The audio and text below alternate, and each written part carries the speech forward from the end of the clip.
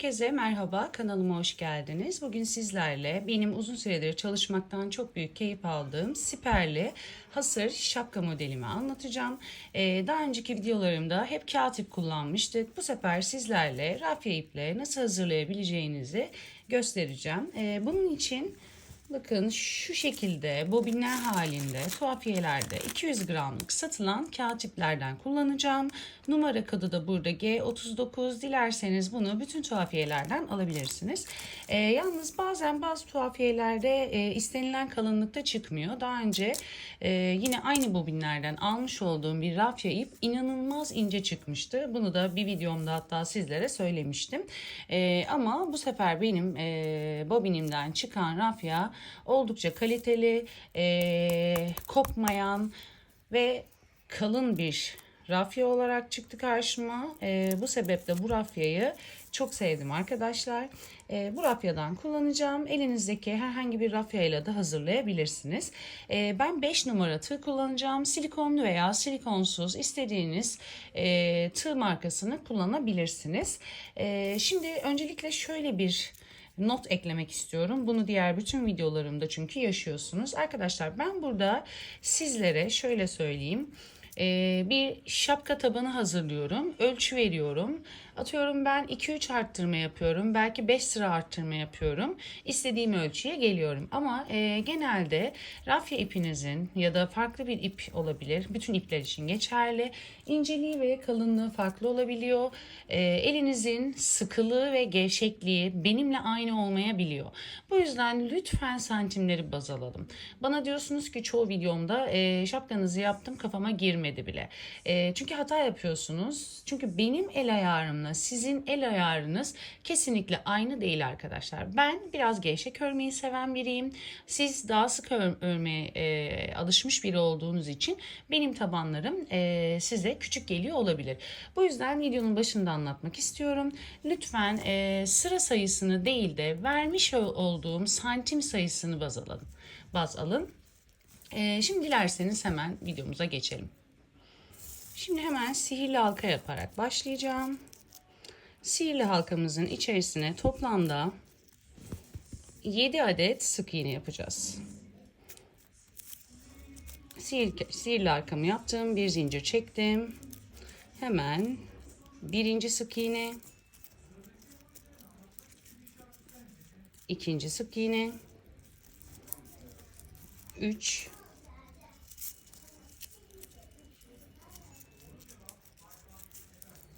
4, 5, 6 ve 7. Toplamda 7 adet sık iğne yapıyorum. Ve ipimi koparmadan yavaş yavaş sihirli halkayı bakın birleştiriyorum. Kağıt ipler böyle çekiştirmeyle çabuk kopabileceği için burada çok dikkatli olmanızı istiyorum. Evet, şimdi kaydırma yöntemiyle yapacağız arkadaşlar. Spiral bir şekilde örmeyeceğim. Bunu yapmamın sebebi de yeni başlayan arkadaşlar için örgüyü yapmak kolay olsun, daha anlaşılabilir olsun. Çünkü sürekli ilmek ayracı kullanmayı seven biri değilim. Bu sebeple kaydırma yaparak bakın ilk yapmış olduğumuz sık iğnenin tepe noktasına batıyorum. Şu kısa kalan ipimi tığımın üzerine alıyorum, arkada gizleyeceğim. İlmek çıkartıp son yapmış olduğum ilmeğin içerisinden geçirdim. Bir zincir çekiyorum. Elimizle birazcık düzeltelim. Şimdi tüm sık iğnelerin içerisine çift batıyoruz. Hemen yandaki sık iğnenin tepe boşluğuna kısa ipi arkada yürütüyorum. Gizleyerek. Bakın taban kısmında ne çok gevşek örüyorum ne çok sıkı örüyorum. Normal bırakıyorum. Eğer rafya ipiniz sizin daha ince ise daha ince bir tığ numarasıyla hazırlayabilirsiniz. Yani elinizle az çok hangi tığ hangi ip birbirine uyum sağlar bir sıra ördükten sonra anlayabilirsiniz. Bunu muhakkak belirtmek istiyorum. Her el ayarı farklıdır arkadaşlar. Evet, bakın hepsine çift batıyorum.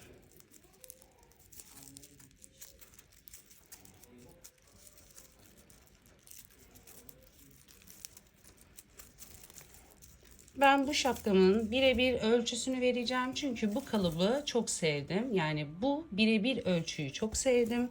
Çok muntazam durdu. Şimdi sıra sonuna kadar çift batıyorum. Son bir tane sık iğnem kaldı. Hep bu ilk sıra biraz zorlar. Sonraki sıralarda eliniz alışacaktır. Evet, hepsine çift battım. Hemen ilk yapmış olduğum sık iğnenin tepe boşluğuna batıyorum. İlmek çıkartıp diğer ilmeğimden kaydırıyorum ve bir zincir çekiyorum. Bakın, ilk iki sıramız bu şekilde oldu arkadaşlar. Şimdi geldik bir sonraki sıraya. Burada da bir tek bir çift batacağız. Bir tek bir çift sık iğne yapıyoruz.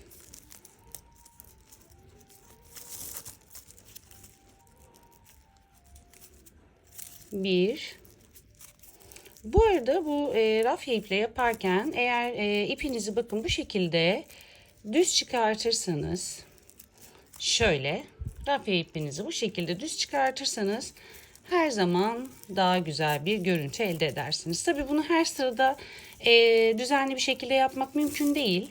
Ama buna özen gösterirseniz, biraz dikkat ederseniz, bakın bu şekilde düz çıkıyor olması rafyaların içeriden şapkanızı daha düzgün gösterecektir. Bakın, bir tek bir çift, bir tek sık iğne, aynı noktaya 2 sık iğne yaptık. Sıra sonuna kadar bir tek bir çift olarak devam edelim. Sıra sonunda buluşalım. Evet, bir tek bir çift sıramızı yaptık. Şimdi arkadaşlar 2 tek bir çift yapacağız. Ben daha önceki şapkalarımda da hep bunu söylemiştim. Çiftin üzerine tek gelsin. Teklerin üzerine de muhakkak çift gelsin. Eğer bunu düzgün yapmazsak böyle üçgen üçgen bir görüntü oluyor. Şimdi şu şekilde anlatmak istiyorum. Bir tane buraya battık. 2 tek bir çift yapmamız gerekiyor bizim. Şimdi 1, 2 burada bizim çiftimiz var. Eğer çifti buraya yaparsak, şimdi 1, 2 tek buraya batıp çifti çiftin üzerine yaparsak zikzak zikzak kötü bir görüntü olacak. Bu sebeple ilk sıraya çift batıyorum. Tek ve ikinci tek. Bakın şu anda tekler çiftlerin üzerine gelmiş oldu. Şimdi devam ediyorum. Çift yapıyorum.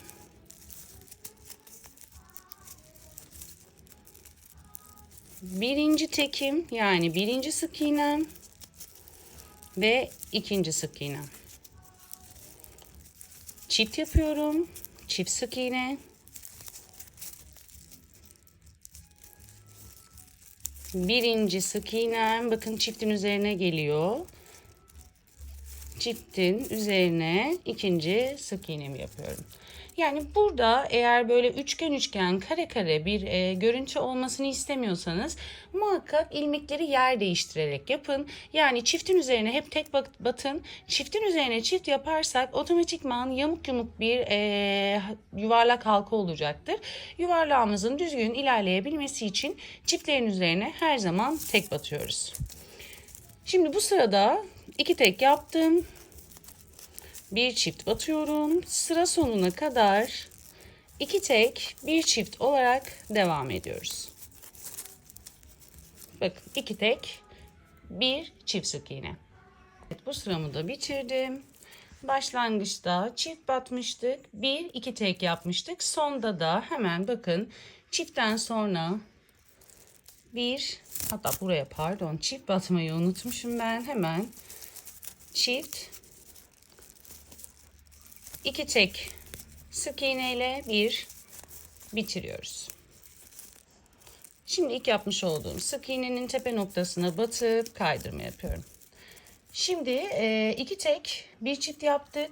3 tek bir çift yapacağız. Başlangıçta çift batmıştım. Şimdi çiftin üzerine 1, 2, 3, hemen yanına çift batıyorum. 3 tek, 1 çift yapıyoruz. 1, 2, 3, pardon. 2, 3 tek, 1 çift yapıyoruz.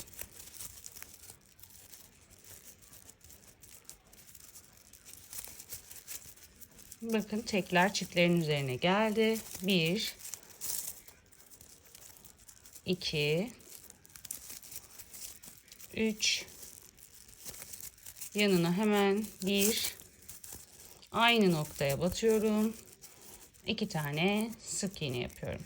Şimdi sıra sonuna kadar 3 tek 1 çift olarak devam edeceğiz. Burada bir videoyu çok uzatmak istemiyorum. Bakın burada kaç sıra yaptığımı göstermek istiyorum. 7 sık iğne ile başladım. Hepsine çift battım. 1 tek 1 çift, 2 tek 1 çift, 3 tek 1 çift, 1 2 3 4 tek 1 çift. Hemen bakıyorum. 1 2 3 4 5 tek 1 çift.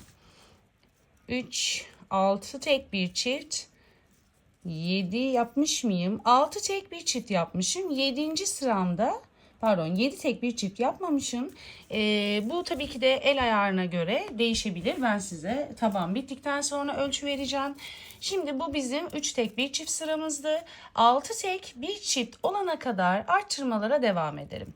Yani klasik bilmiş olduğunuz hizada 3 tek 1 çifte kaldık. 4 tek 1 çift, 5 tek 1 çift, 6 tek sık iğne, 1 çift sık iğne olarak devam ediyoruz. Artırmaları hiç bilmeyen arkadaşlarımız varsa anlatmış olduğum mantıkla 1 2 3 tane tek, dördüncüsüne çift batmıştım. Bunu 6 olana kadar devam ettirelim. Sıra sonunda buluşalım. Şimdi 6 tek bir çift örüp geldim. Hemen size şu şekilde ölçü vereceğim. Şimdi rafya ipte aşağıya doğru bunu bilerek geniş vermeyeceğim. Aşağıya doğru indiğimiz zaman hafif bombe kalacak burada. O sebeple geniş bir taban yapmayacağız. Bakın tam 16 santim. Lütfen santime göre ayarlayın. Yani elinizin ayarı çok farklı oluyor. Aynı olmuyor benimle. O yüzden 16 santim taban elde ettikten sonra artırmayı bırakıyoruz. Artık düz bir şekilde aşağıya doğru inip şapkanın gövdesini yapmaya başlayacağız. Bakın artık artırmamız bitti. Aşağıya doğru dümdüz iniyoruz. Farklı hiçbir şey yok. Oldukça basit. Şimdi sizlere aşağıya doğru kaç sıra sık iğne yapmanız gerektiğini söyleyeceğim. Bu arada bol örüyorum. Bakın çok gevşek sıkı örmüyorum. Oldukça bol örüyorum. Şimdi aşağıya doğru kaç sıra yapmışım? Hemen onu sizlere söyleyeyim. Videoyu uzatmadan. 1, 2, 3, 4, 5, 6, 7, 8, 9. 9 sıra sık iğne yapıyoruz. Bu benim artırmadan sonraki ilk sıram. Bakın farklı hiçbir şey yapmıyorum. Tepe noktalarına batıp sık iğne yapıyoruz. Şimdi aşağıya doğru toplamda 9 sıra örelim. Daha sonra siperli bölüme geçmek için buluşalım. Yavaş yavaş kıvrılacaktır. Evet, toplamda 9 sıra bakın gövde kısmında sık iğne ördük ve geldik. Muhakkak başınıza taktıktan sonra şu şekilde sıvazlayarak şekil verin ve elinizle de ütü öncesi el ütüsü yapmanızı şu şekilde öneririm. Şimdi bakın hemen size tekrar santim vermek istiyorum. Buraya tuttum. Artırma noktasına geliyorum. Son arttırmış olduğum sıra neresiydi? Bakalım. Çift battım. 1, 2, 3, 4, 5, 6 burasıydı. arttırmadan sonraki sıraya kadar toplamda 8,5 maksimum 9 santim. 10 olmasın lütfen, yoksa çok yüksek olur. 8,5, 8 de olmasın, kısa kalır. 8,5-9 santim olana kadar elinizdeki iple aşağıya doğru gövde kısmını sık iğne şeklinde tamamlayalım. Bakın bu noktada artık gövde kısmına, gölgelik kısmına geçeceğiz. Siperimizi yapacağız. Şimdi şuradan uzunca biraz ip bırakıyorum. Burayı kaydırma yöntemiyle değil, iğne yardımıyla ilmek görüntüsü vererek birleştireceğiz arkadaşlar. Birleştirmeyi de göstermek istiyorum. Bakın. Buraya değil, eğer çünkü buraya batarsak burada bir tane daha sık iğne görüntüsü olur. Bakın burası kaydırma yapmış olduğumuz nokta. Bir sonraki sık iğnenin tepe noktasına batıyorum. Burayı tek bir sık iğne olarak belirginleştireceğiz. Ve son yapmış olduğumuz sık iğnenin bakın orta noktasına batıyorum. Burada bir ilmek görüntüsü, bir başak görüntüsü veriyoruz. Bakın. Kaydırma yapmış olduğumuz nokta tek bir sık iğne oldu. Bunu şimdi muntazam bir şekilde gizledikten sonra hemen siper kısmına geçelim. Şimdi siper kısmına geçiyoruz. Hemen bakın bir zincir çekiyorum ve ipimi sıkılıyorum. Şimdi kaydırma yapmış olduğumuz nokta arkaya gelecek şekilde ayarlayacağız. Bakın kaydırma yapmış olduğumuz nokta burası. Arkaya geçecek şekilde ayarlıyoruz. Burada herhangi bir noktaya batıyorum.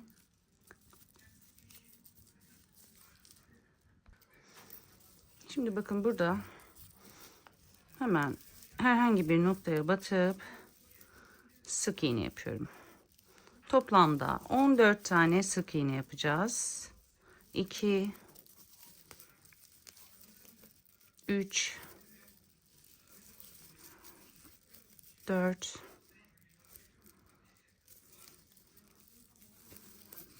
5 6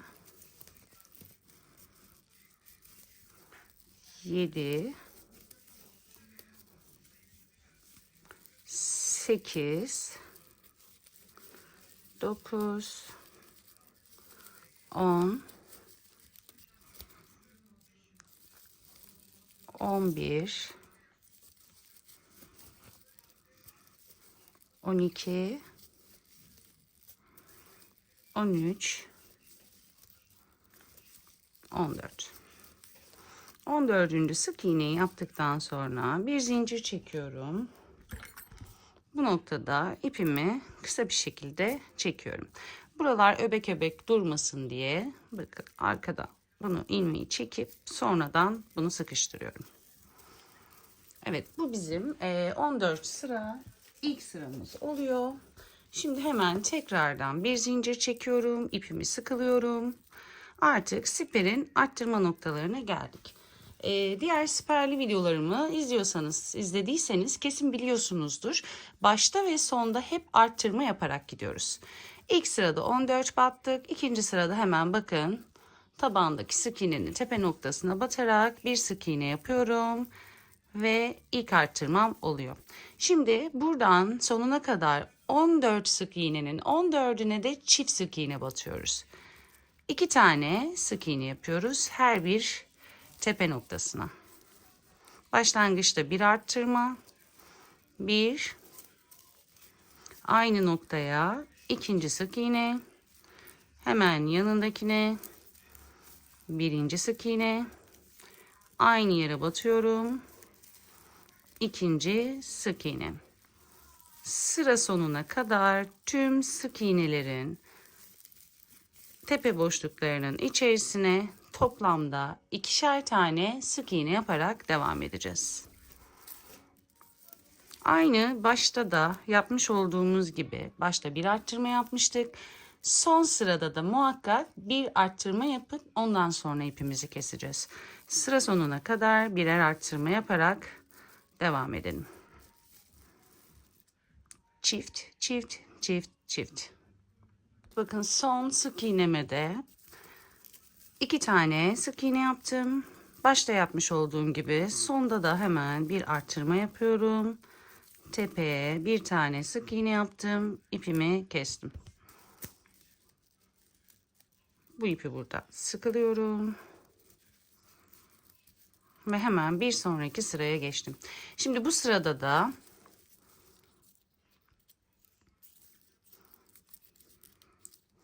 zincir çektim. İpimi sıkıladım.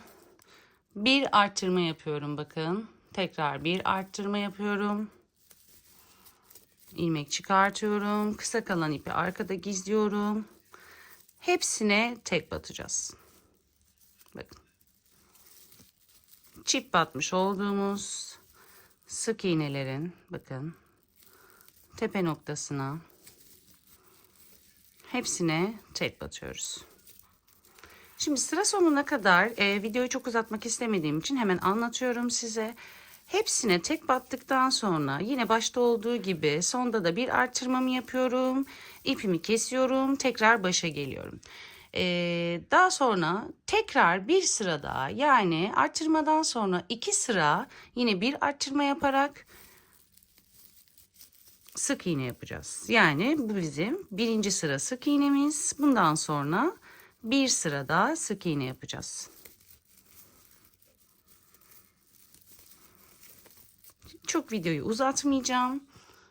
Toplamda bu birinci sıram, yine tek arttırarak buradan, yani buraya batarak bir sıra daha, toplamda 2 sıra artırmadan sonra sık iğne sırası yaptıktan sonra 1, 2, 3, dördüncüyü de tek yapacağız. 5. sırada buluşalım arkadaşlar. Evet, şimdi 2 sıra sık iğne ördükten sonra 3. sırayı da yine aynı şekilde artırma yapmadan sık iğne şeklinde öreceğiz. Sadece artık bu köşelerde bir artırma yapmıştık. Bakın çift battığımız nokta 1-2 sıra sık iğne birer artırma ile yaptık.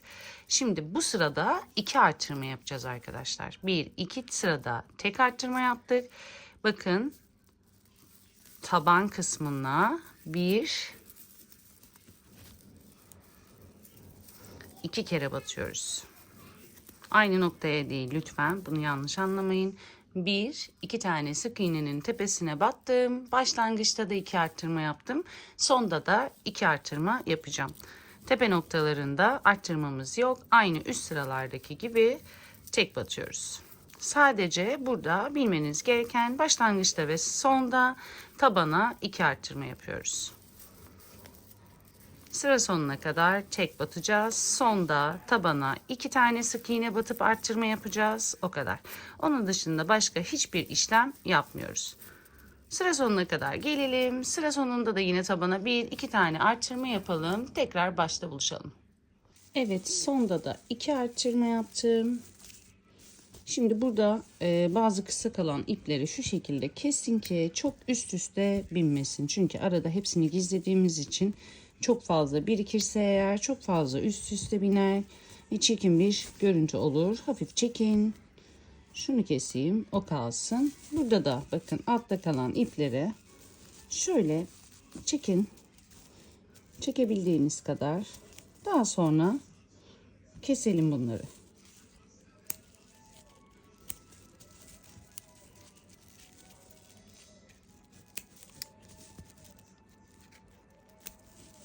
Evet. Şimdi geldik son arttırma sırasına. Artık burada arttırmalar yapacağız. Ondan sonra bir daha arttırma yapmayacağız. Zincir çektim. İpimi sıkıladım. Yine tekrar 2 arttırma yapıyoruz tabanda arkadaşlar. Bakın. Birinci. Burası. Bir. Yanında da bir tane batıyoruz. İkinci artırma. Bakın tabanda 1-2 artırma yaptım. Hemen siper kısmına geçtim. Şu ipi arkada gizleyelim, kısa ipi. Şimdi burada şöyle sayıyoruz arkadaşlar. Bu 2 taneyi saymayalım. Bir dakika. 1, 2, 3, 4, 5, 6, 7, 8.'ye çift batıyorum. 1, 2, 3, 4, 5, 6, 7, 8.'ye çift batıyorum.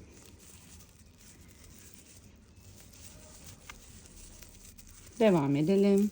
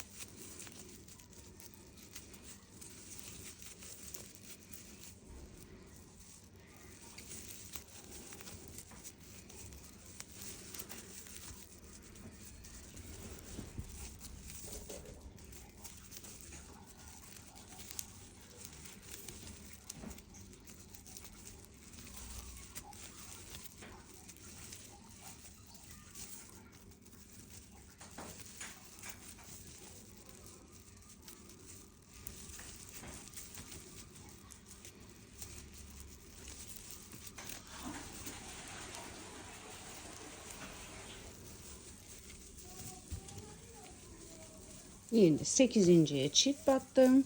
Bakın sonda aynı başta eşit olmadı. 1, 2, 3, 4, 5. Bu önemli değil. Size herhangi bir şey kaybettirmeyecek. Bu şekilde devam ediyoruz. Ama derseniz benimki eşit olsun. Buranın hesaplaması hiç önemli değil. Siz kendi bildiğiniz gibi yapabilirsiniz. Ben böyle yaptım. Bazen değiştirebiliyorum. 5 tek bir çift yapabiliyorum. Biraz daha geniş olsun istiyorsam. Bazen hatta buralara hiç çift yapmıyorum. Sadece şu kısma çift yapıyorum. Bunu siz kendiniz belirleyeceksiniz. Hiç önemli değil. Şu an benim yaptığım gibi de yapabilirsiniz. Kendi bildiğiniz gibi de yapabilirsiniz. Yani burası çünkü bakın bu artırma noktası tamamıyla şu hizayı belirttiği için nasıl istiyorsanız çipleri oraya koyun. Nerenin artmasını istiyorsanız çipleri oraya koyun. Ben şu köşelere çok fazla arttırma yapmıyorum. Çok açık olmasını istemediğim için ya da hiç buralara hiçbir şey yapmayın. Direkt 2 tane arttırma buraya koyun. Bu tamamıyla size kalmış. Başlangıçta 2 tane yapmıştım. Sonda da 1, 2 artırma yapıyorum ve ipimi kesiyorum.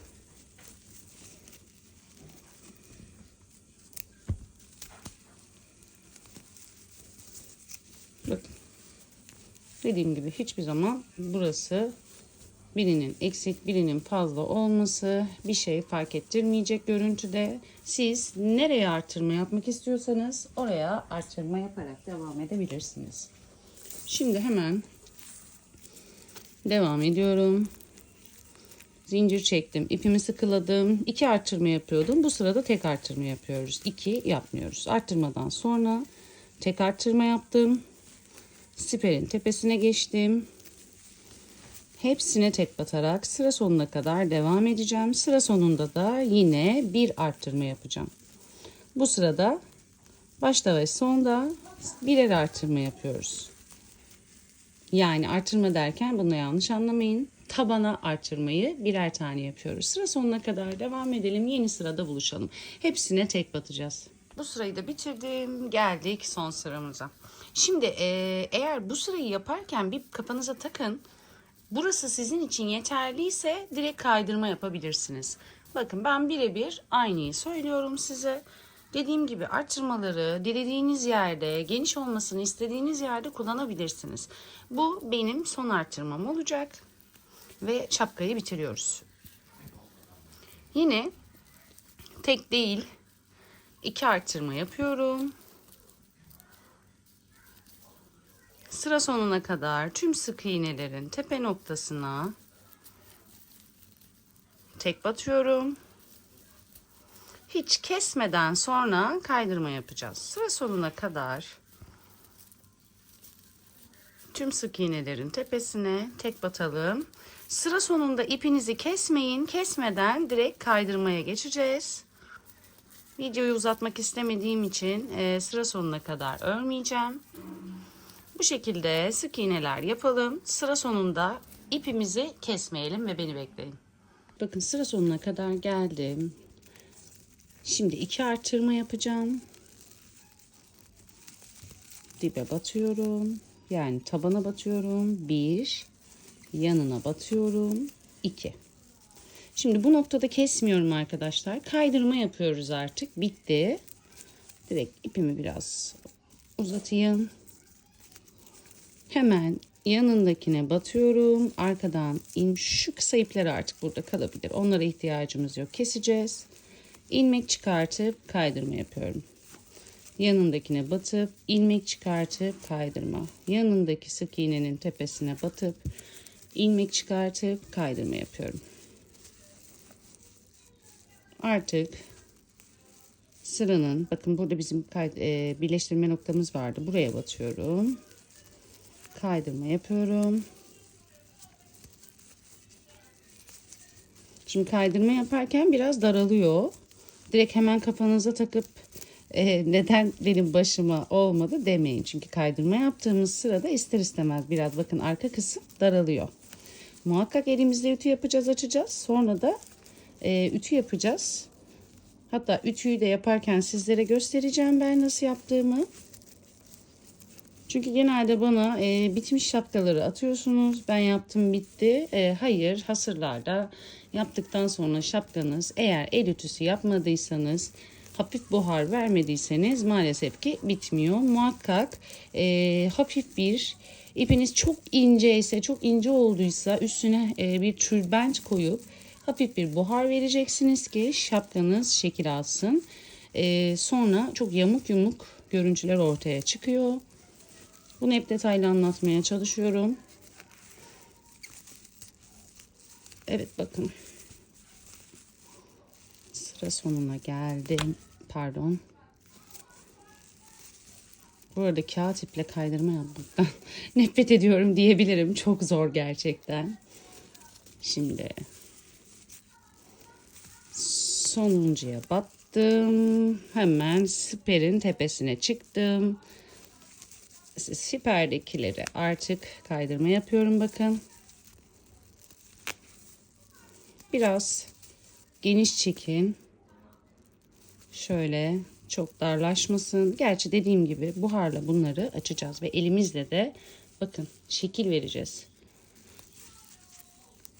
Şimdi artık videoyu kesiyorum. Siperin tepesine de bu şekilde kaydırma yapalım. Sonra ben birleştirmeyi ve ütüyü göstereceğim sizlere. Bakın şurada kaydırmayı bırakıyorum. Bakın ilk kaydırmayı burada yapmıştım. Özür dilerim. İlk kaydırmayı burada yapmıştım. Yani burada 2 arttırmadan sonra hemen kaydırmaya başlamıştım. Birinci arttırmaya kaydırma yaptıktan sonra ikinci arttırmaya kaydırma yapmadan ipimi keseceğim. İpi buradan çıkartıyorum. İğne yardımıyla şimdi kaydırma yapacağız. Bakın ilk yaptığımız kaydırma. Ortadan battım ve son yaptığım kaydırmanın tam ortasından batıp arkadan çıkardım. Elimle düzeltiyorum. Bakın burada bir kaydırma görüntüsü elde ettim. Şimdi yine ipimi muntazam bir şekilde arkadan iğne yardımıyla yürüterek gizleyeceğim. Şimdi artık şapkam bitti. Öncelikle bir el ütüsü yapacağım. Hemen bunu gizleyelim ipimizi. Kısa kalan ipleri de kesiyorum. Bu işlemden sonra birazcık bakın şu görüntüyü elimizde düzeltelim. Şu görüntünün şöyle olması lazım. Ne demiştim? Kaydırma yaparken hep arka kısım daralıyor. Gerçi şimdi ütüyle düzelteceğiz. Evet. Şapkamızı muhakkak düzeltelim. Gerekirse başınıza takın ve kafanızda da sıvazlayın. Şimdi hemen ütü kısmına geçiyorum arkadaşlar. Evet, bakın ütüm yeterince ısınmış. Buhar veren bir ütü. Ayarını kısmadım. Normal ayarda. Şimdi öncelikle şu arkadan başlayarak şöyle bir yumuşatalım. Çünkü rafya ip biliyorsunuz benim kullandığım özellikle sert bir ip. Arkayı bakın yumuşattık. Şimdi şapkamı şu şekilde yapıyorum. Buhar basıyorum bu arada. Buhar verirken su damlarsa da hiç çekinmeyin. Hemen kuruyor. Bir zararı olmayacaktır. Şu şekilde hemen siper kısmını da ütülüyorum. Yandan şuralara da şöyle buhar vuruyorum.